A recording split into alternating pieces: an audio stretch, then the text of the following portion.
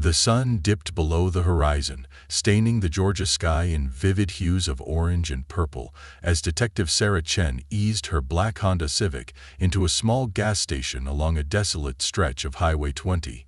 The station, a relic from another era, stood alone under flickering fluorescent lights that buzzed faintly in the early evening quiet. In the passenger seat, her partner and close friend Maria Torres drained the last sip of lukewarm coffee, her energy flagging from the long drive back to Atlanta.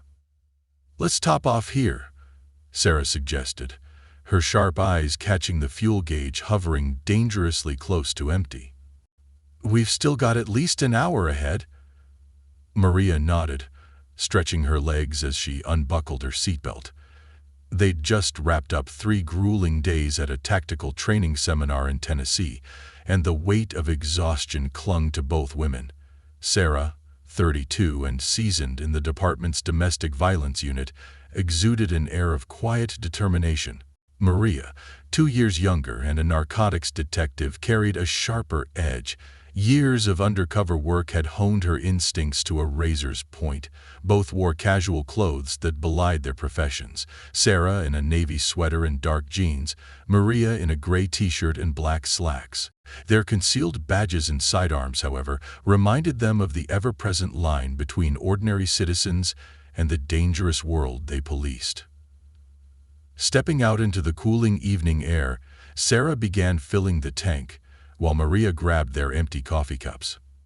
"I'll hit the store and grab something for the road," Maria said with a grin, heading toward the small convenience shop that flickered dimly under the buzzing lights. Through the glass doors, a young cashier with sandy blonde hair and wide eyes stood behind the counter, her name tag identifying her as Jenny. The quiet was suddenly pierced by a low, rolling growl that grew louder with each second. Sarah's hand froze on the pump as she turned toward the sound. 3 motorcycles roared into the lot, their chrome gleaming under the gas station lights. Something about the riders struck her as off. Their speed, the lack of readable license plates, and the way they surveyed the area with too much interest. The bikes came to an abrupt stop near the store entrance. Engines sputtered and died, leaving an unnatural silence in their wake. Sarah kept her movements casual, but her body tensed, her mind clicking into high alert. The men dismounted, their heavy boots crunching on the gravel. The leader, a towering figure with a gray beard and tattoo-covered arms, lit a cigarette despite the prominent no smoking signs plastered near the pumps. His companions followed closely behind, a stocky man with a red bandana and a jagged scar on his cheek, and another with long black hair pulled into a tight ponytail. Inside the store, Maria felt the change in atmosphere as soon as they entered. The easy camaraderie of the road melted away, replaced by a predatory tension. Jenny's cheerful expression vanished, her posture stiffening as her eyes darted nervously toward the bikers. Maria, ever the professional, positioned herself near a display of potato chips, keeping the young cashier within her line of sight. Outside, Sarah finished pumping gas, but didn't move toward the driver's seat. She fished her phone from her pocket and quickly texted their location to dispatch, keeping her movements subtle. Years on the force had taught her to trust her gut, and right now, her gut was screaming. The leader's gaze landed on her, his eyes raking over her figure with a smirk that made her stomach churn. She returned his stare evenly, her expression unreadable. This wasn't her first run-in with men like him, and she doubted it would be her last. The store door chimed as the bandana-wearing biker and his ponytailed companion walked in, their boots heavy against the linoleum. They meandered through the aisles, their loud laughter cutting through the quiet store as they made crude jokes and pointed at items on the shelves. Their behavior wasn't overtly threatening, but it was enough to put everyone on edge. Maria caught Sarah's eye through the window, and the two exchanged a subtle nod. No words were needed. Years of working together had made their communication almost telepathic. The red-banded biker sidled up to the counter, leaning in with a smug grin. His hands, rough and scarred, splayed on the surface as he loomed over Jenny. "Hey there, sweetheart," he drawled, his voice as rough as gravel. "Why don't you give me your number? I've got some ideas for how we could spend the night." Jenny flinched but didn't look up, her trembling hands rearranging candy bars that didn't need organizing. Maria shifted slightly, placing herself between Jenny and the closest exit. Her stance remained casual, but her hand hovered near the concealed holster at her side. The third biker, the one with the ponytail, stepped into the end of the snack aisle, effectively cutting off anyone from leaving the store. His presence was a silent threat, his cold eyes scanning the room with detached amusement. Outside, Sarah adjusted her stance, her eyes scanning the scene with surgical precision. The tension in the air was palpable now, heavy as storm clouds. Neither she nor Maria wanted a confrontation, but the biker's behavior had pushed the situation toward an inevitable tipping point. As darkness settled over the quiet station, the fluorescent lights hummed louder, casting harsh shadows over the pavement. The scene was poised on the knife's edge, and Sarah and Maria, though outnumbered, were ready for whatever would come next. Maria leaned casually against the shelf, flipping through a magazine, but her sharp eyes missed nothing. Beneath her loose t-shirt, her hand rested near the concealed holster, ready to draw if things went south. Years of undercover work had honed her instincts, and the men loitering in the store were setting off every alarm bell she had. Outside, the man who seemed to be in charge took another pull from his cigarette, exhaling a cloud of smoke that mingled with the leather and booze clinging to him. He swayed slightly, the telltale signs of someone who'd had too much to drink. "Nice ride you got here," he said, his fingers dragging across the hood of Sarah's car. His voice carried that dangerous mix of mockery and threat. Sarah remained unflinching, keeping her expression neutral. Her trained eyes spotted the knife tucked into his boot and the suspicious bulge beneath his vest.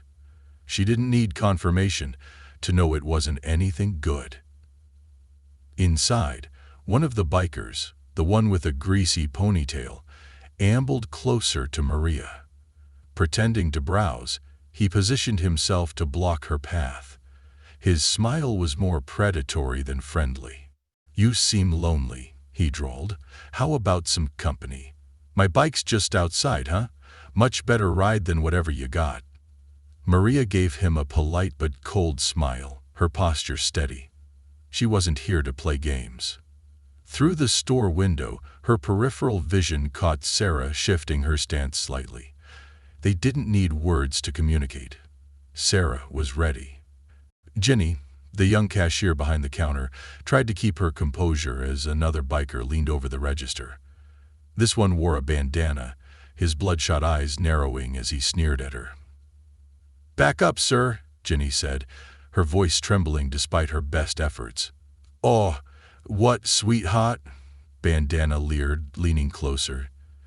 "Hey, Mike, this one thinks she's got rules for me." The bell over the door jingled as a couple of customers slipped out, their faces pale with unease.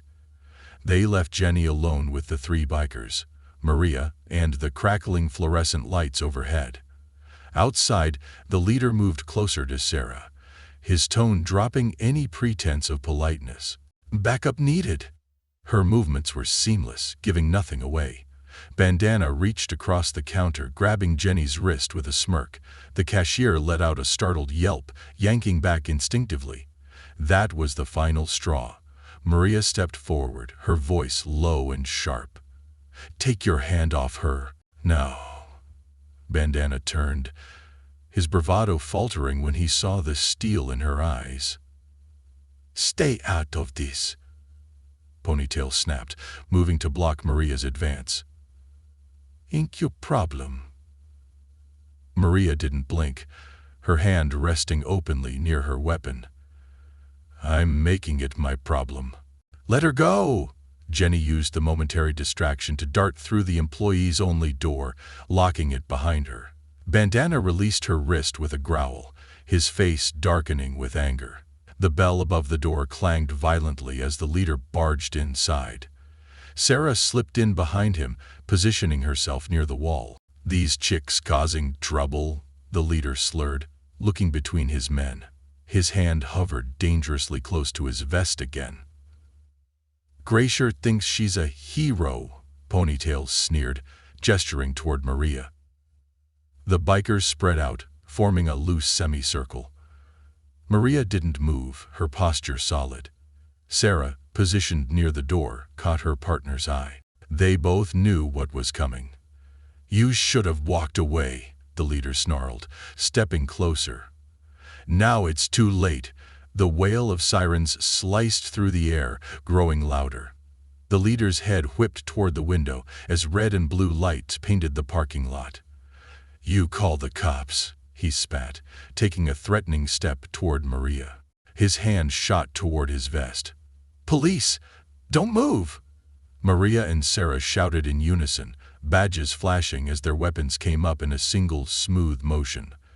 The bikers froze, shock plastered across their faces.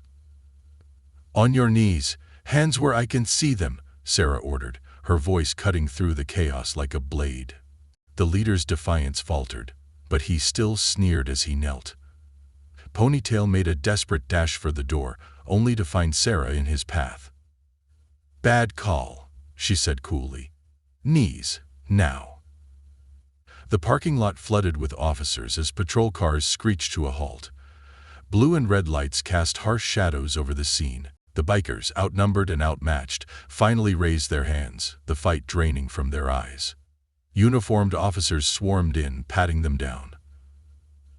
"Got a weapon here," one announced, pulling a handgun from the leader's vest. Jenny emerged from the back room, shaking but determined. "Those two saved me," she said, pointing at Sarah and Maria. As the bikers were hauled out in cuffs, the leader spat one last insult. "You got lucky." Maria leaned in, her tone deadly. "No. You made bad choices." The night had turned on its head, proving one truth. Some battles are over before they begin, if you pick the wrong opponent. The gas station buzzed with fluorescent lights as the old rusted pumps hummed in the background. Sarah and Maria, both seasoned detectives, fresh from an all-day training seminar, stepped out of their unmarked car. They had no idea their simple pit stop for snacks and fuel was about to escalate into a night they'd never forget. Inside, the scene was deceptively quiet. Jenny, the young cashier behind the counter, looked up nervously as the two detectives entered. Sarah caught the faintest shift in Jenny's demeanor, her eyes darting toward a trio of leather-clad bikers lingering too long near the slushy machine. Something was off. Maria noticed it too. "Just grabbing snacks, huh?" she muttered to Sarah, her tone laced with irony. The two bikers had an aura of trouble, their loud laughter slicing through the uneasy silence in the store. As Sarah approached the counter, she caught a snippet of their conversation, crass comments aimed at Jenny, whose forced smile barely hid her discomfort. One of the bikers, a burly man with a bandana, leaned over the counter, his voice low but menacing. "What's the matter, sweetheart? Don't you like our company?" Jenny's hand trembled as she scanned Maria's items, her whispered "thank you" barely audible. Maria leaned closer, her voice calm but firm. "Y'all right?" Jenny nodded quickly, her eyes saying otherwise. The moment Maria stepped back, the situation unraveled. The biker with the bandana reached across the counter, grabbing Jenny's wrist. "Hey! Don't ignore me when I'm talking," he snarled. Before Maria could react, Sarah had already moved. "Let go of her," she said, her voice cutting through the tension like a blade. The biker turned, smirking as if sizing up an easy opponent. His buddies stepped closer, their mocking laughter filling the air. "Looks like we've got ourselves some heroes," sneered the leader, a tall man with a ponytail. "What are you gonna do, lady? Call the cops?" Maria didn't waste time. "We are the cops," she said, pulling her badge from her jacket and holding it up. The smirks disappeared, replaced by scowls. "You've got two choices," Sarah added, her tone cold and steady. "Walk out now, or stay and see what happens next." Ponytail made the wrong call. He lunged toward Sarah, but she was faster. In a blur, she twisted his arm, sending him sprawling to the ground with a thud. Bandana swung at Maria, but she ducked, countering with a swift strike that left him clutching his stomach in pain. The third biker hesitated, but only for a moment, before Sarah had him restrained against the counter. By the time local patrol officers arrived, summoned by the store's silent alarm, all three bikers were subdued and cuffed. Officer Wilson stepped inside, taking in the scene with raised eyebrows. "Looks like you two had it under control." Jenny's manager arrived shortly after, his expression a mix of gratitude and shock. After reviewing the security footage, he shook his head in disbelief. "Thank God you two stopped here tonight. Jenny's dealt with jerks before, but nothing like this." As the bikers were escorted to patrol cars, Sarah noticed their motorcycles outside. A closer inspection revealed out-of-state plates, and further checks confirmed two of the bikes were stolen. Their growing list of charges was starting to look like a career-ending resume of crimes. Back in the station, the three bikers sat in separate holding cells, their once cocky attitudes replaced with visible regret. Frank "Tank" Morrison, the group's leader, stared at the floor while Officer Thompson read out his extensive rap sheet. Illegal weapons, stolen bikes, and let's not forget terrorizing a gas station clerk. "You've really outdone yourself, Tank." In another cell, Steve, Bandana Peters, spilled everything under the pressure of interrogation, offering up information about a string of crimes across 3 states. The final member, Michael "Ponytail" Davidson, broke down in tears, begging to make a deal. Maria, back at the evidence desk, carefully cataloged the illegal firearms, stolen credit cards, and fake IDs recovered from the bikers. "This just keeps getting better," she said, shaking her head as Officer Wilson approached with the background report. "These guys are wanted in Tennessee," Wilson announced. "Turns out they've been hitting gas stations, intimidating staff, and robbing the places blind. Same MO as tonight." Captain Roberts called Sarah and Maria into his office to review the footage. "Textbook work," he said, pausing the screen on a shot of Sarah subduing Ponytail. "You handled it perfectly. Minimal force, by the book. The training team's already asking for this video." As they left the captain's office, Jenny approached the detectives, her confidence restored. "I don't know how to thank you," she said. "I was so scared, but you both made me feel safe." "Just doing our job," Sarah replied, though her smile revealed a hint of pride. As the station settled into its usual late-night rhythm, the bikers sat quietly in their cells, their bravado completely gone. "Bet they won't be harassing anyone else anytime soon," Maria said as she gathered her things. "Not unless they enjoy federal charges," Sarah replied with a smirk. They stepped into the cool night air, the events of the evening playing back in their minds. What had started as a quick stop for snacks had turned into a career-changing bust. "Ready for the paperwork?" Maria asked, groaning at the thought. Sarah laughed, the tension finally breaking. "Worth it," she said. "Every page." Sarah and Maria arrived at their desks to a flurry of emails and updates. Word about the previous night's gas station incident had spread, catching the attention of law enforcement beyond their precinct. By mid-morning, Special Agent Turner from the FBI's Violent Crimes Division strode into the precinct. His sharp suit and confident presence commanded attention as he scanned the room. "Detectives Chen and Rodriguez," he called out, holding a thick case file. "We need to talk about the 3 bikers you brought in." In the conference room, Agent Turner laid out a series of photographs and documents across the table.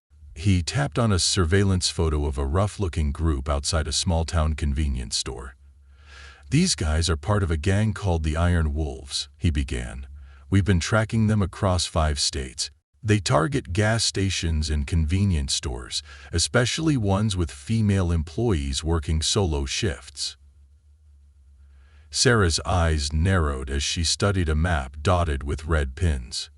Maria skimmed through the files, her eyebrows raising at the sheer audacity of the gang's activities.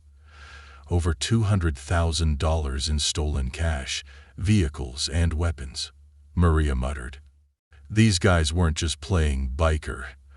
Captain Roberts joined them, setting a fresh cup of coffee on the table for each detective. "Turns out last night's arrest could help take down their entire operation," he said. "The FBI's thrilled, and so am I." "Excellent work, both of you." Meanwhile, in the precinct's holding cells, the 3 bikers were having a miserable morning.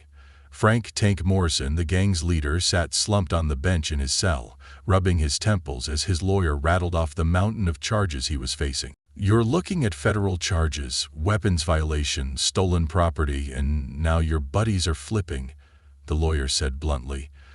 "It's not looking good, Frank." In the next cell, Mike "Ponytail" Davidson was already singing like a canary. "I'll give you everything," he pleaded to the prosecutor. "Names, locations, how the gang works. Just go easy on me." Steve "Bandana" Peters wasn't faring any better. The once cocky biker now sat in the corner of his cell, clutching his knees. Can I call my mom?" he whispered to the guard, his tough guy demeanor entirely evaporating. Upstairs, Jenny arrived to finalize his statement. She walked into the precinct looking more self-assured, a stark contrast to the terrified young woman from the gas station. "You were incredible last night," she told Sarah and Maria. "I've never seen anything like it. My boss is already making changes. Better cameras, extra staff on late shifts. It's about time."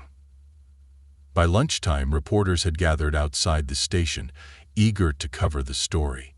Captain Roberts addressed the press, commending Sarah and Maria's bravery and professionalism. "These bikers thought they found easy targets," Roberts said.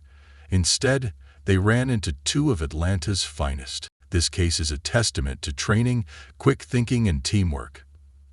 Inside the precinct, Sarah and Maria watched the press conference on a small TV.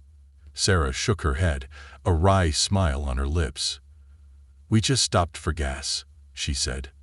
"Nothing special." "Maybe not to you," Agent Turner said, leaning against the doorframe. "But to us? You 2 set the bar. The FBI's training department wants that footage for seminars. What you did last night was textbook, and then some." Meanwhile, fallout from the arrests rippled through the Iron Wolves' ranks. Raids in 3 states uncovered hidden caches of stolen property and illegal firearms. Members of the gang, desperate to save their own skin, turned on each other, offering up names and details that painted a damning picture of their criminal network. "Looks like their little empire is crumbling," Maria remarked, scanning an update on her computer. "All because 3 idiots decided to mess with the wrong gas station."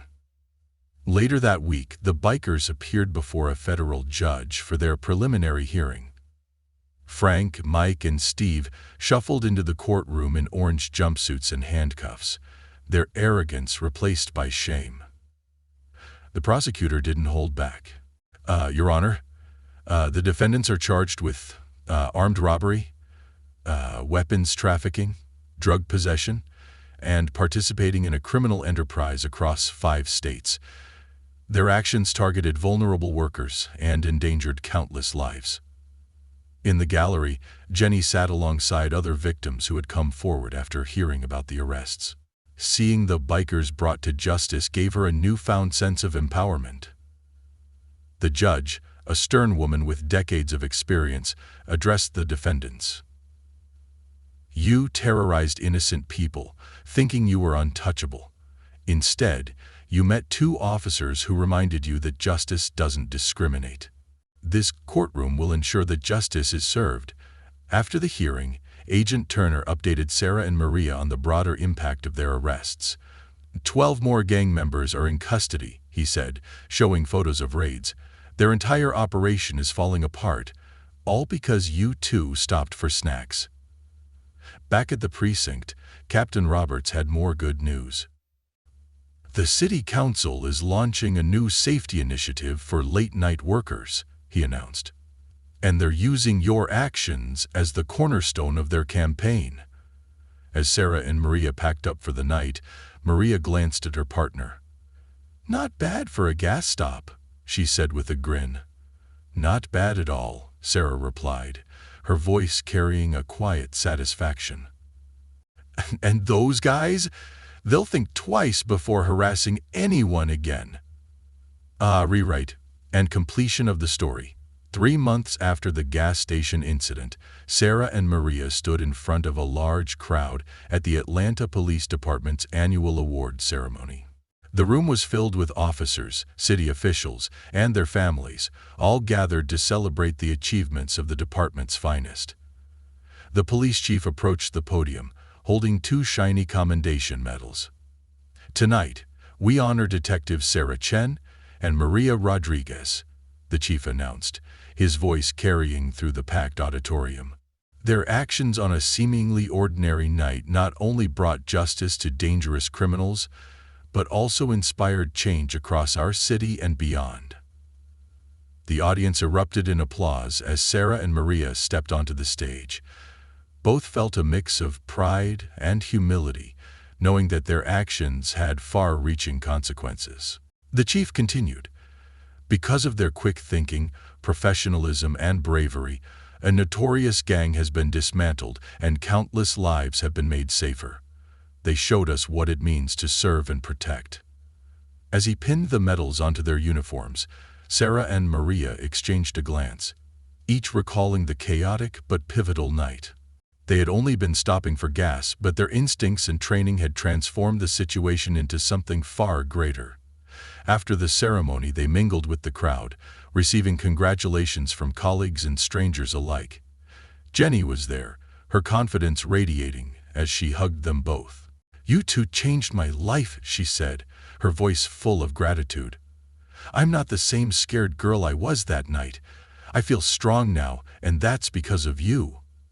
Reporters hovered nearby, eager to capture a statement from the celebrated detectives. But Sarah and Maria stayed modest, deflecting the attention. "We just did our jobs," Maria said to one journalist. "It's a team effort. Everyone in this department contributed to bringing those criminals to justice." As the evening wound down, Agent Turner approached them with an update. "The Iron Wolves' remaining members have all been arrested," he informed them. "The case is closed, and it's thanks to your efforts." The next day, Sarah and Maria returned to their routine at the precinct. Life as detectives was rarely glamorous, but they wouldn't have it any other way. On their desks were thank-you notes from community members, including one from the mayor's office, commending them for their bravery and service. Months turned into years, and the gas station incident became part of Police Academy curriculum, a shining example of calm, controlled police work. Sarah and Maria's names were etched into the department's history, serving as a reminder that small acts of courage could ripple out into significant change. One evening, years later, Sarah drove past Miller's gas station.